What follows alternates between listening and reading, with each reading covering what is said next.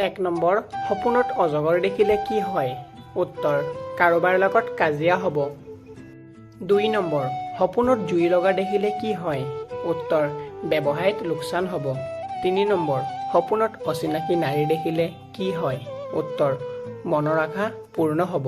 4 number সপোনত মাছ দেখিলে কি হয় উত্তৰ টকা পইচা আহিব 5 নম্বৰ সপোনত অচিনাকি নাৰীৰ লগত প্ৰেম কৰা দেখিলে কি হয় উত্তৰ শীঘ্ৰে বিবাহ হ'ব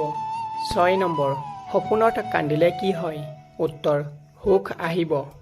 7 নম্বৰ সপোনত অচিনাকি মানুহ দেখিলে কি হয় উত্তৰ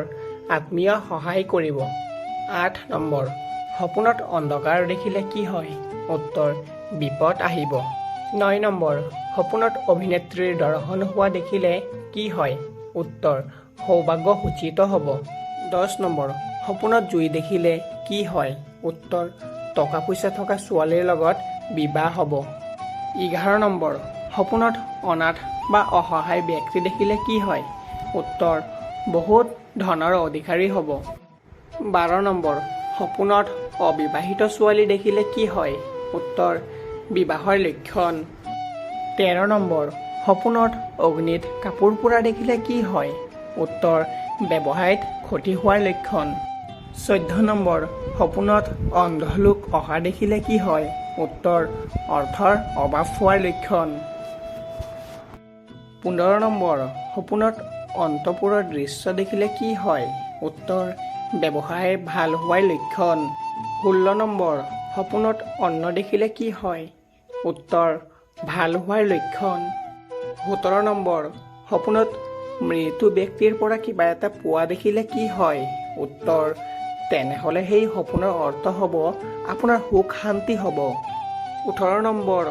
সপোন যদি কোনো মৃত ব্যক্তিৰ লগত খানা খোৱা দেখে তেনেহ'লে কি হ'ব উত্তৰ তেনেহ'লে আপোনাৰ পৰিয়ালৰ সকলো সমস্যা সমাধান হ'ব আৰু আপুনি বহুত ধন সম্পত্তি উপাৰ্জন কৰিব পাৰিব 19 নম্বৰ সপোনত যদি মৃত ব্যক্তিৰ বাবে আপুনি কান্দি আছে তেনেহ'লে কি হ'ব